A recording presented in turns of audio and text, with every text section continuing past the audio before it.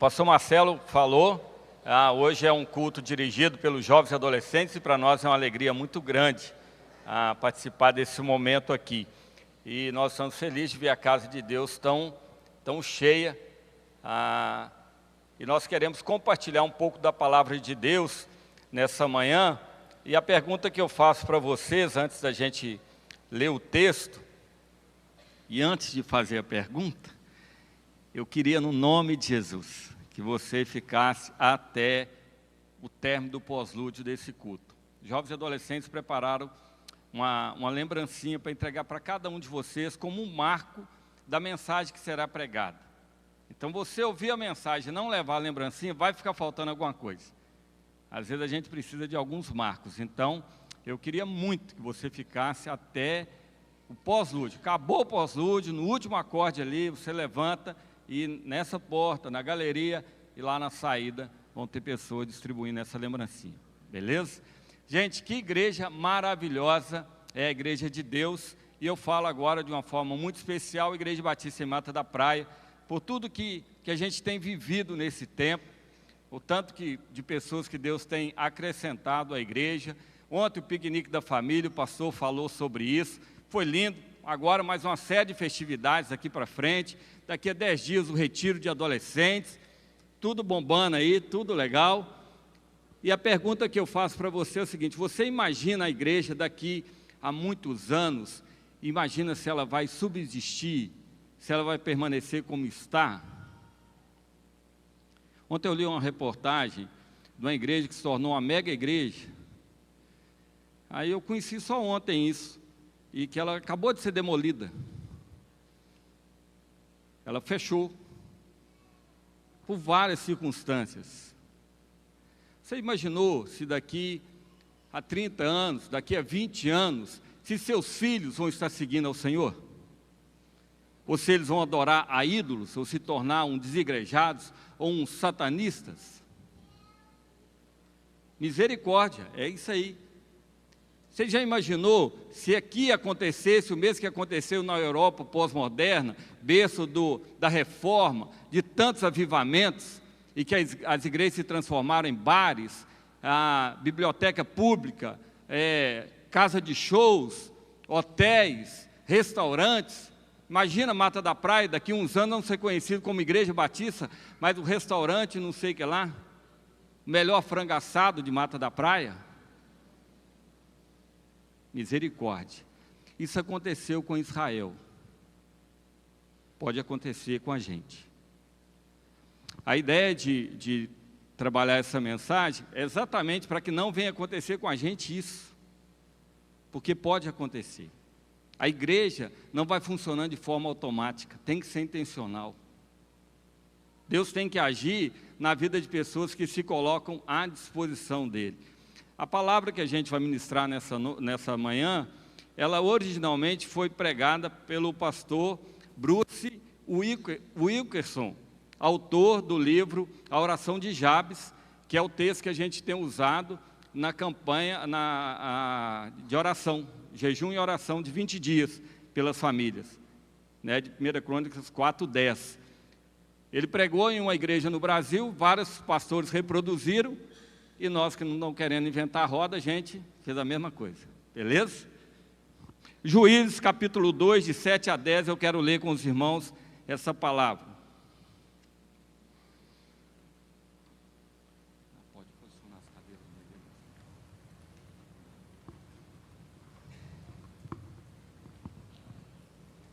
Juízes capítulo 2, sabe que depois de Josué 24, a gente conhece bem, verso 15, eu e a minha casa serviremos ao Senhor. É um texto fantástico, mas Josué morre. Pode colocar bem no centro aqui. Juízes 2, de 7 a 10, diz assim: serviu o povo ao Senhor todos os dias de Josué, e todos os dias dos anciãos que ainda sobreviveram por muito tempo depois de Josué, e que viram todas as grandes obras feitas pelo Senhor a Israel.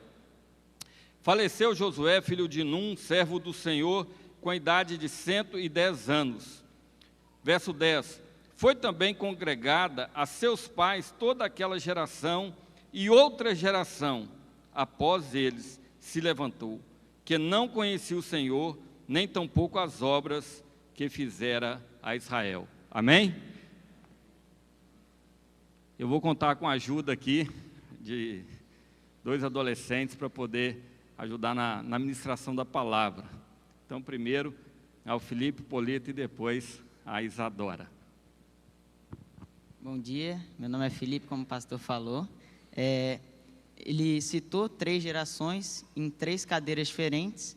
Aí a minha geração, a minha cadeira vai se chamar cadeira do compromisso, e eu vou falar da primeira geração que vai sentar nela. E aí o primeiro exemplo de pessoa que se senta nessa cadeira é Josué. Então abra suas Bíblias no livro de Josué, no capítulo 24, no versículo 15, que vamos ler. E a gente vai ver Josué falando uma mensagem ao povo de Israel sobre quem eles deveriam servir e convocando eles a escolherem a que Deus eles serviriam. Diz assim: mas se vocês não quiserem servir o Senhor, escolham hoje a quem vão servir. Se os deuses a quem os pais de vocês serviram do outro lado do Eufrates, ou os deuses dos amorreus, em cuja terra vocês estão morando, eu e a minha casa serviremos o Senhor. Então a pessoa que se senta na cadeira do compromisso é aquela que toma uma decisão séria e tem um compromisso de servir a Deus e não aos outros deuses. E hoje em dia a gente não vê esses deuses com frequência, mas a gente muitas vezes acaba adorando a nós mesmos. A gente tira Deus do lugar em que a gente deveria servir, a gente se coloca nesse lugar e serve somente a nós mesmos. E outra característica de Josué é que ele buscou conhecer a Deus e ele buscou um relacionamento verdadeiro com Ele.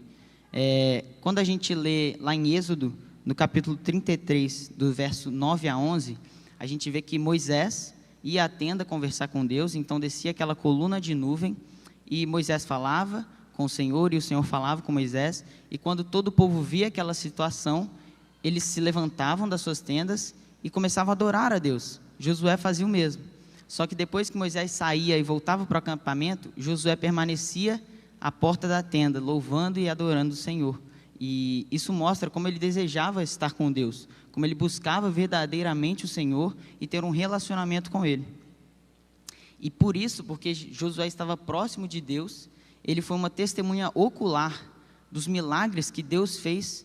Então ele viu o mar se abrindo, ele viu as pragas do Egito, 10 pragas, ele viu como o Senhor estava agindo em favor do povo. Ele viu também e sentiu a sombra da nuvem que foi posta no deserto e experimentou do calor da coluna de fogo que aquecia eles no deserto. Ele também viu o maná caindo do céu e se alimentou dele. Então Josué ele presenciou e viu o amor de Deus e o cuidado dele na sua vida.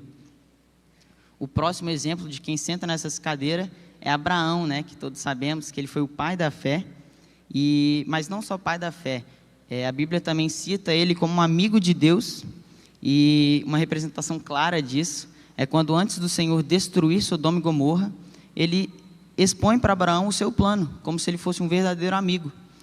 Como está escrito lá em Gênesis 18, 17, Deus diz assim: será que devo esconder de Abraão o que estou para fazer? Então existia uma relação íntima, especial, como verdadeiros amigos entre Abraão e o Senhor. E é isso que uma geração compromissada faz. Ela busca ao Senhor e é amiga de Deus verdadeiramente. Davi é outro exemplo, um rei grandioso e que foi citado na Bíblia como homem segundo o coração de Deus. E às vezes a gente se confunde porque Davi foi um assassino, foi um adúltero, e como que ele pode ser um homem segundo o coração de Deus? Mas essa expressão não significa que ele não pecou, que ele foi perfeito, mas que ele, quando errava, reconhecia o seu erro, se arrependia e voltava-se para Deus, pedindo perdão e buscando fazer a vontade dele. Ele foi um homem que fez tudo e buscou fazer tudo segundo o coração de Deus, e é isso que significa essa expressão. E então, como Davi, temos que buscar o perdão de Deus, buscar esse relacionamento e sempre estar reconhecendo que somos falhos e buscando sempre esse Deus que oferece perdão de forma maravilhosa e grandiosa, como fez também a Davi.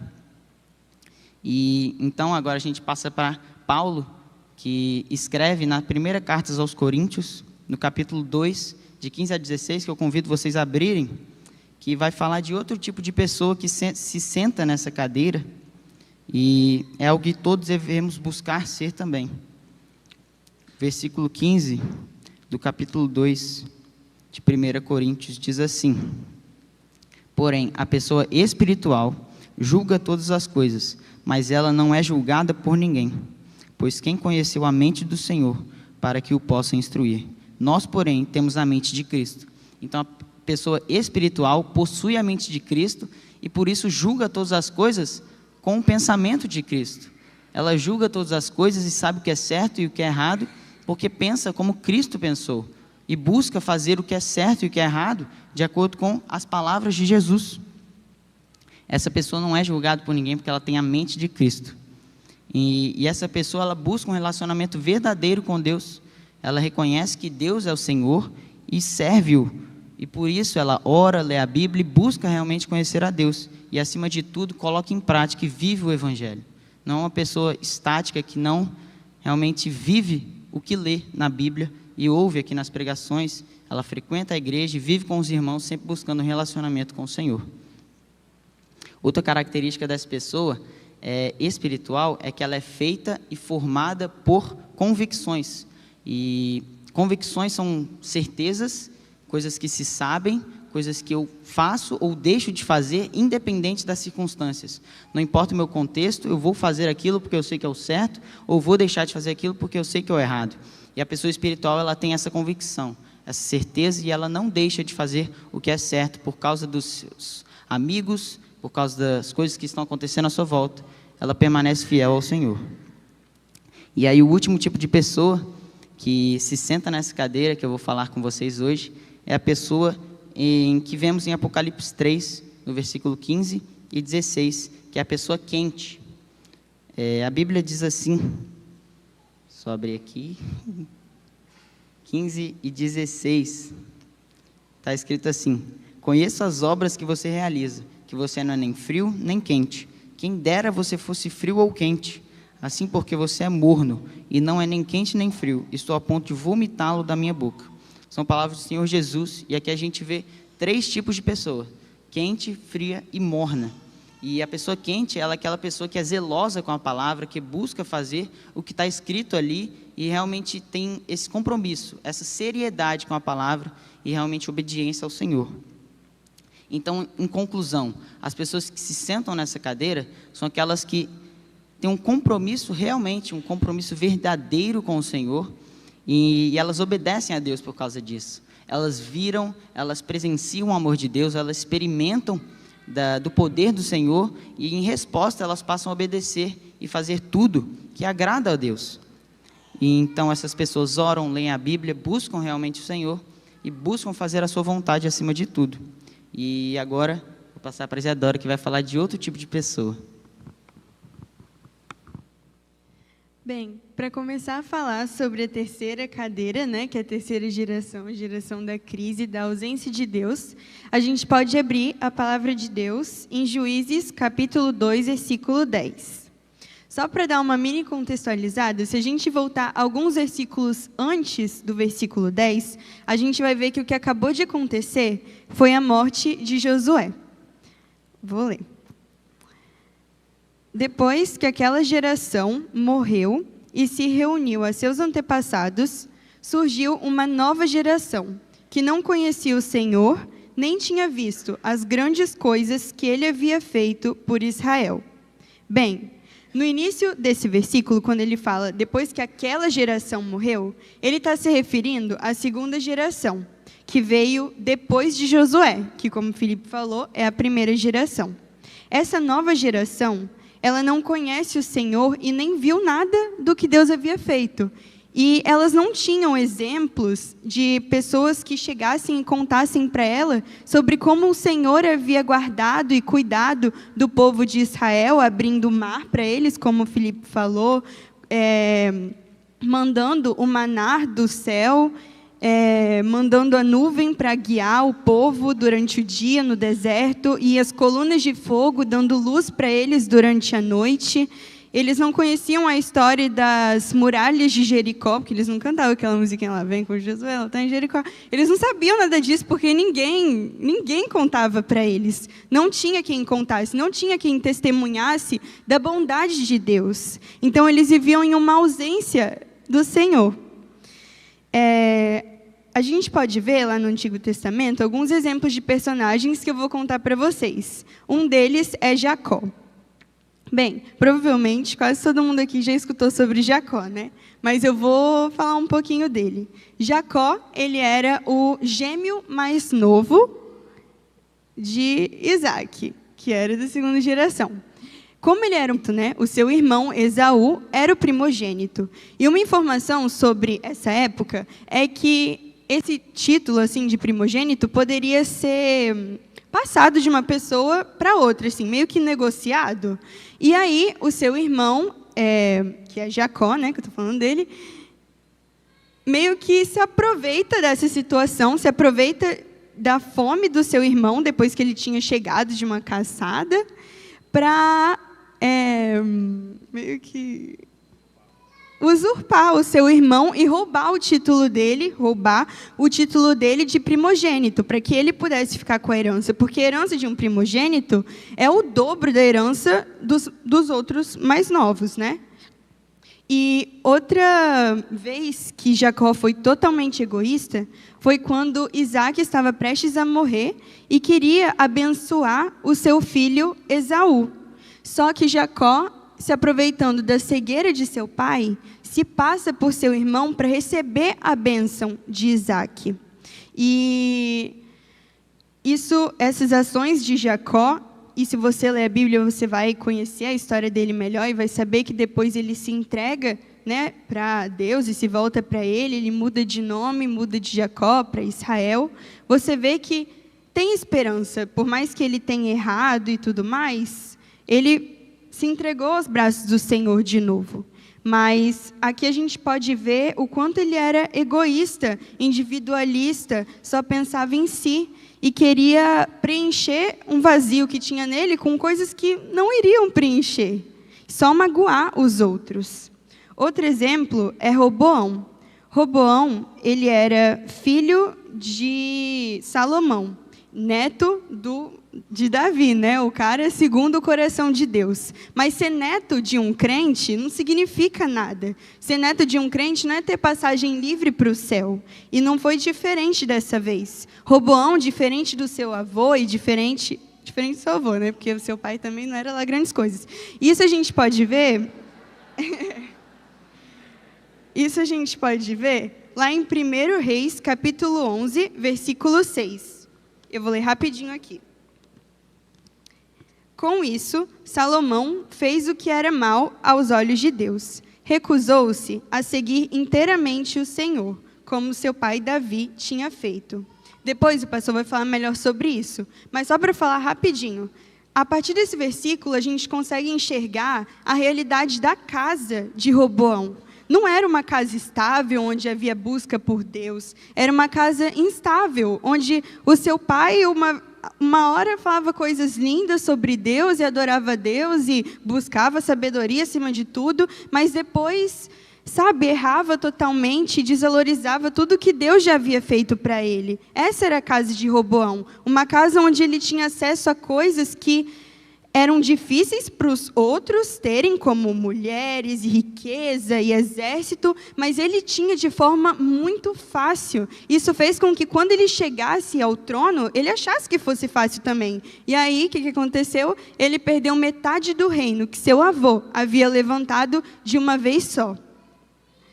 Bem, para essa geração, a geração da crise, que se questiona das coisas, mas não tem uma base e acaba se acostumando e se acomodando com verdades que, na verdade, não vão preencher nenhum vazio e não vão dar força e realmente estrutura assim, para as dúvidas que elas têm. Bem, para a gente não achar que esse negócio de terceira geração é só coisa do Antigo Testamento, a gente pode abrir lá em 1 Coríntios 2,14, onde Paulo fala dessa terceira geração com outro nome. Podem abrir se vocês quiserem. Bem, lá está escrito: mas o homem natural não aceita as verdades do Espírito de Deus. Elas lhe parecem loucura e ele não consegue entendê-las, pois apenas quem é espiritual consegue avaliar corretamente o que diz o Espírito. E juntando isso ao que o Felipe também leu lá em Apocalipse 3, 15, 16, que é: sei tudo o que você faz, você não é frio nem quente. Desejaria que fosse um ou outro. Mas porque é como água morna, nem quente nem fria, eu o vomitarei da minha boca. Juntando esse versículo de Apocalipse com o que eu li de Paulo em 1 Coríntios,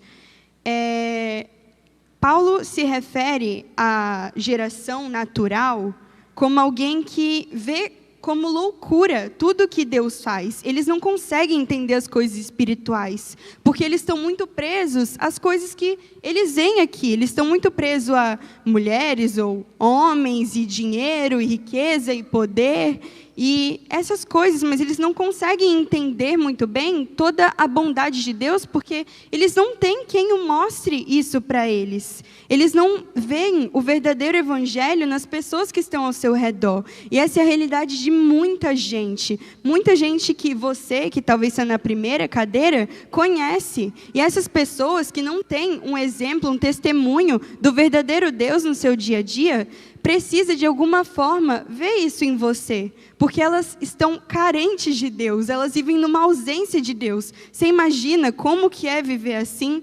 Elas precisam do Senhor. E muitas vezes o fato de elas conhecerem o Senhor depende de elas conviverem com alguém que testemunha verdadeiramente a Deus do lado delas. E esse alguém pode ser você. Então, é isso. Agora eu vou passar a palavra para o pastor. Não sei nem se precisa, né? Fechou aí. Mas se alguém está curioso aqui, café com leite é coisa de mineiro? Nada. Isso aqui quer dizer, é daquelas brincadeiras que alguém, de repente, parava de brincar e fala café com leite, ou seja, não pode me tocar, eu tô, mas não tô. Não é assim? Ou meia calabresa, meia portuguesa, não é a pizza completa, ou meia boca. Parece que é, mas não é. Essa é a ideia, é de quem senta nessa cadeira. Antes de falar sobre essa cadeira aqui, eu queria falar para vocês o seguinte, que foi dito aqui: não existe ateísmo real. Não tem ninguém ateu, de fato, de verdade. Você pode não crer no Deus da Bíblia, no Deus que abriu o Mar Vermelho, que mandou o maná do céu, que enviou Jesus para morrer no seu lugar. Você pode até odiar esse Deus, você pode não crer nele, mas certamente você já nomeou algum Deus para tomar conta da sua vida. Ou é a ciência, ou é o dinheiro, ou é a fama, ou é o seu ego próprio, ou é a felicidade. O contrário, o oposto da fé em Deus não é a incredulidade. O oposto da fé em Deus é a fé em outros deuses.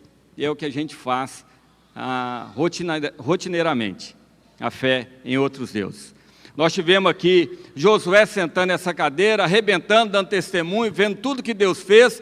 Aí nós temos alguém aqui, os anciãos que viram o que Deus fez, presenciaram o que Deus fez, mas omitiram e não contaram para essa geração. Então nós temos uma geração que não conheceu o Senhor.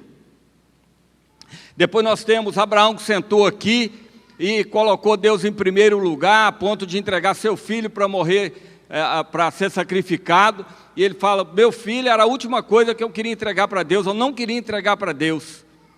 Mas Deus pediu, então primeiro Deus, depois eu.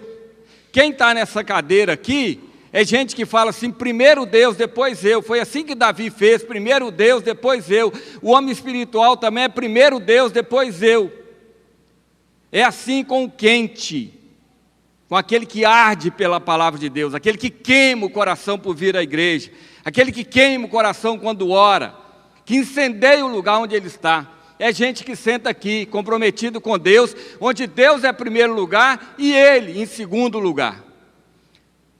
Quem senta aqui, primeiro eu. Se der, eu coloco Deus. É assim. Salomão sentou aqui, depois de Davi,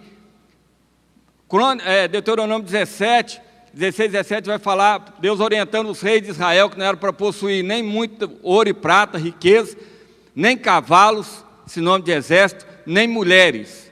Salomão possuiu mais ouro e mais prata que qualquer outro rei, cavalos que eram importados de tudo quanto é lugar. Lê o texto, a história é linda. De todo lugar, e os melhores cavalos eram para Salomão. E mulher, ele teve, como diz alguém, 700 no oficial e 300 no paralelo, 1000 mulheres. E Deus alertando lá, isso é perigoso. E o texto vai dizer, 1 Reis, Isadora citou aqui, que Salomão se corrompeu, porque cada uma das mulheres, em algum momento que teve uma noite maravilhosa com ele, a 215, por exemplo, falou, Salomão, foi legal demais, agora eu quero um pedido. Lá meu pai adora em tal lugar, o templo está uma bagunça, me dá uma grana aí para reformar. Salomão feliz com a mulher, assina o cheque lá, passa um pix, está liberado, constrói. E vai assim com a 312, 418, chega um e fala assim, Salomão, é o seguinte, não quero construir templo em lugar nenhum, quero construir aqui em Jerusalém, para eu poder adorar, tem outras pessoas aqui, querido. Salomão fala, onde você quer construir? Perto de Mata da Praia? Show, é ali. Dá o dinheiro, constrói. Lê o texto de 1 Reis.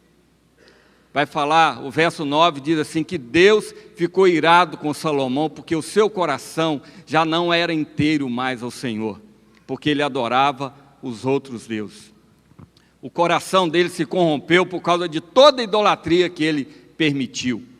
Ele conheceu, viu o pai, mas se perdeu. Começou bem, pediu sabedoria, começou bem demais. A galera que senta nessa cadeira é a galera que começa bem e se perde pelo caminho. Abre concessões, vai dando liberdade, vai assimilando coisa do mundo, achando que é normal. Aquilo que era abominável até outro dia se torna mais ou menos hoje ou relativo, e daqui a pouco é aceito. É gente que senta aqui, é gente, como diz o outro, não infrói em nada, não faz diferença nenhuma. Abraão sentou aqui, Isaac sentou aqui. O que você sabe sobre Isaac? Você sabe que ele foi levado para ser sacrificado e sabe que ele abençoou a vida dos seus filhos. Sabe o que os historiadores falam a respeito de Isaac? Fala que ele foi filho de um grande pai, Abraão, e foi pai de um grande filho, Jacó. É gente omissa, é gente que um dia é, outro dia não é, você não sabe se é trigo, se é joio. Na igreja é maravilha, sai ali fora, já briga com alguém no estacionamento. Aqui é cordial e ama e abraça, em casa não consegue beijar a esposa, os filhos, não tem uma palavra de carinho. Aqui fala sobre falar manso ou cuidar da língua, mas quando vai almoçar, detona todo mundo. Pô, no almoço de domingo é o horário que a orelha do pastor fica mais queimando. Não, tanto de gente que almoça pastor, diácono, dirigente de culto. Vou abrir um parênteses para os irmãos aqui. É a pior desgraça que você pode fazer, é falar mal de igreja na sua casa. Eu sou apaixonado por igreja, por comunidade, porque meu pai nunca falou mal da igreja. Nós vimos meu pai sendo traído, enganado, xingado, roubado, zombado. Vimos alguns tipos de culto, uma bagunça. Chegava em casa, ele almoçava feliz da vida, agradecia a Deus por tudo. Depois do almoço saía para fazer evangelismo. Eu não tive a mesma sabedoria. E eu fiquei com medo de perder meus filhos, porque eu levei para a minha mesa coisa negativa a respeito do reino de Deus. Provavelmente muitos filhos não estão na igreja porque nunca ouviram a bênção. A igreja foi maravilhosa, o culto foi maravilhoso. A gente chega em casa para reclamar de alguém que estava vestido assim, da música que estava alta, do tempo que demorou o culto, porque estava quente, porque estava frio, e a gente detona o culto e detona a igreja. E depois a gente fica falando assim, por que ele não quer ir mais na igreja? Pergunta para ele. Pergunta para ele. É gente dessa geração que municia essa geração da crise para odiar a Deus, para ter raiva de Deus, para ter nojo de Deus, para não querer conhecer a Deus. É gente dessa geração aqui, que não toma postura, que um dia é de um jeito, outro dia é de outro jeito, que você, hoje ele é crente, amanhã eu já não sei se é crente, hoje ele orou, mas tem um mês que não ora. Gente que no domingo sai para procurar a Bíblia, porque durante a semana não viu a Bíblia em lugar nenhum, aí no domingo fica procurando a Bíblia. É gente dessa cadeira, e as igrejas estão lotadas de gente assim. Gente que vive mais ou menos o Evangelho. Gente que não se comprometeu de verdade.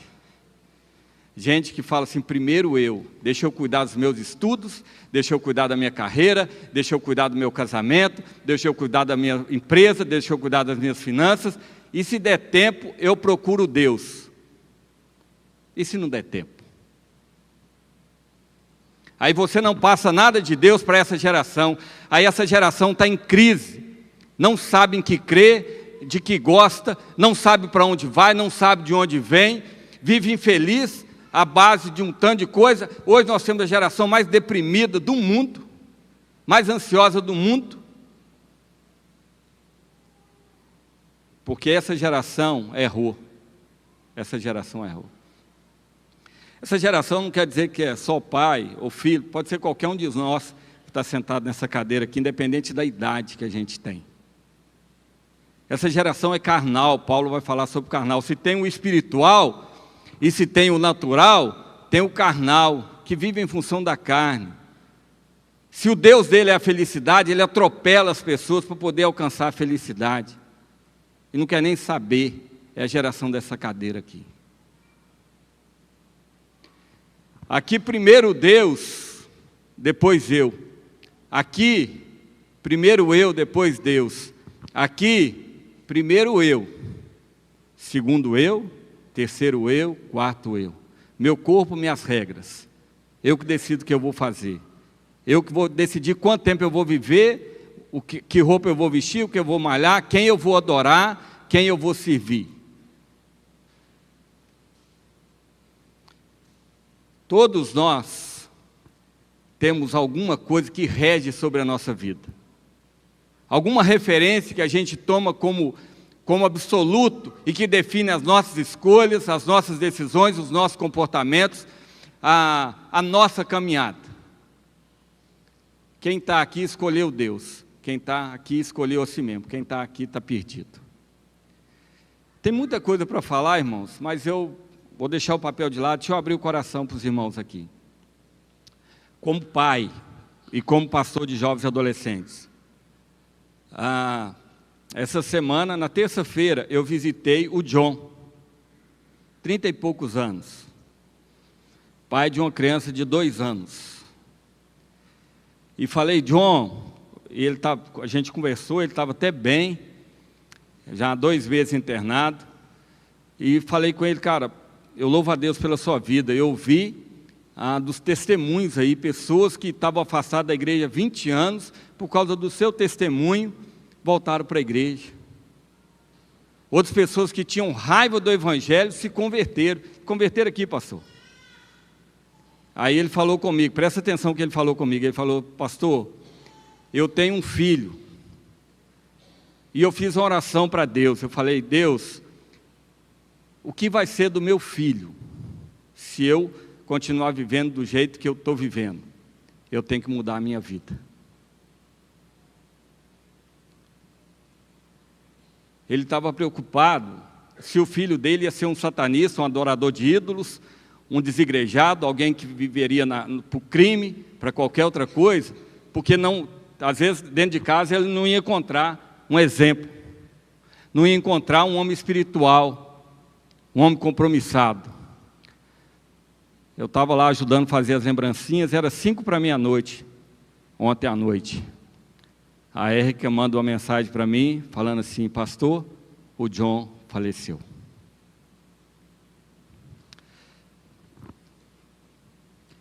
Esse menino de 2 anos, provavelmente vai andar nos nossos corredores, vai frequentar as classes aqui. Ele vai ver em mim e em você alguém que vai fazer com que ele se inspire e continue na caminhada servindo ao Senhor, alcançando pessoas? porque agora ele não vai ter o pai dele mais. Aqui não tem mais Josué, não tem mais Abraão, não tem Davi, não tem Paulo, não tem Martin Lloyd Jones, não tem Billy Graham. Precisa de homens comprometidos, homens e mulheres, gente que leva a Deus a sério, gente que não brinca com Deus, gente que é crente aqui e é crente na festa de aniversário. Que às vezes a gente adora a Deus no primeiro momento da festa e depois toda a festa é entregue a Satanás. Festa de casamento acontece a mesma coisa. Gente séria, que Deus é o primeiro, que Deus é o primeiro, Deus é o primeiro, e só vale a pena viver assim. Só vale a pena viver assim. Deus como Senhor absoluto da nossa vida, não é religião, é Deus comandando a nossa história. Eu nunca preocupei, nunca tive condições também de dar nenhum recurso financeiro para meus filhos, mas eu sempre me preocupei se um dia, quando eu for, ou eu estando aqui, se eles vão servir ao Senhor, porque é o único caminho. É viver bem aqui na terra e ter uma eternidade com o Senhor. Você pode se arrebentar aqui na terra e desfrutar de tudo e passar a eternidade no inferno. E a eternidade é muito maior do que seu tempo de vida aqui. Então, essa cadeira e essa aqui não vale, vale só essa aqui. Quem está lá, quem está aqui, pode tomar uma decisão de assumir este lugar de compromisso com o Senhor. As próximas gerações precisam de cada um de nós. De cada um de nós. Eu queria... Já passamos do tempo, irmão. Segura a onda só mais um pouco. Abri meu coração. Eu estou aqui há 13 anos. Ontem eu tentei contar 5 casais que eram jovens, casaram e continuaram atuando com os jovens solteiros, abençoando a vida deles, sendo como referência. Não consegui 5 casais. Não consegui. Não estou jogando em direto para nenhum casal em especial. Eu estou jogando direto para todos os casais. Os jovens solteiros precisa de referenciais, de jovens casados, caminhando com eles. Os jovens precisam de adultos. No último Louvor e Vida, tinha quase 200 jovens aqui, nós tínhamos 8 adultos. Não sei cadê os adultos. O pastor Marcelo sempre fala, o Louvor e Vida é dirigido por jovens e adolescentes, mas é para toda a igreja participar. Os jovens e adolescentes precisam da presença de vocês. Alguém perguntou assim, pastor, como que faz para ser conselheiro de jovens e adolescentes? Eu falei, seja presente. Não precisa de presente, precisa de presença, de companhia. Seus filhos precisam da mesma coisa, de presença, de vida, de paixão por Jesus, de cuidado. Eles precisam de referência, de gente que serve a Deus. Agora, há 10 dias ou 15 dias, o pastor estava lá no retiro de pastores, quase 400 pastores. Sabe quem estava ministrando para a gente? Até eles brincaram, né? Eles mesmos brincaram assim mesmo. 2 meninos, 2 jovens pastores. Não sei nem se o Abdala tem 30 anos, não tem nem 30 anos. O Abdala, ele tomou gosto pela igreja e queria continuar frequentando a igreja. Os pais não cristãos. Quem o levou para a igreja foi a tia. Buscava ele longe e levava todos os dias para a igreja. O Abdala se tornou pastor titular da primeira igreja batista de Guarapari. Hoje ele é o presidente da Convenção Batista do Espírito Santo, com menos de 30 anos. Houve uma geração comprometida, que se importou com ele e conduziu ele aos caminhos do Senhor. Depois ele teve a oportunidade de batizar os seus pais. O outro pastor foi o Juan Nossi, da primeira igreja batista de Belo Horizonte, muito novo também. Foi levado para a igreja pelo avô. Falou que chegava na igreja 7 horas da manhã no culto de domingo. E ele perguntou, vô, mas para que tão cedo? Não, porque a gente precisa ajudar em alguma coisa, ajeitar as cadeiras, preparar para adiantar para o culto. O avô era caminhoneiro, mas não fazia nenhum frete aos domingos. Podia estar em qualquer lugar, ele dava um jeito de chegar em Belo Horizonte e domingo cedinho estar na igreja e levando o Juan. Moral da história? O Juan se tornou tão comprometido que ano passado, dá uma olhada no Instagram, na página dele lá, você vai se emocionar com ele e o irmão dele, que também passou, batizando o pai deles. Batizando o pai. Porque houve uma geração comprometida que se importou e abençoou essa geração e abençoou essa aqui. Gente, no nome de Jesus, não senta nessa cadeira não vale a pena. Você vai fazer conta de crente e vai achar que está enganando a Deus, está enganando a si mesmo. Vale a pena servir ao Senhor, vale a pena servir ao Senhor.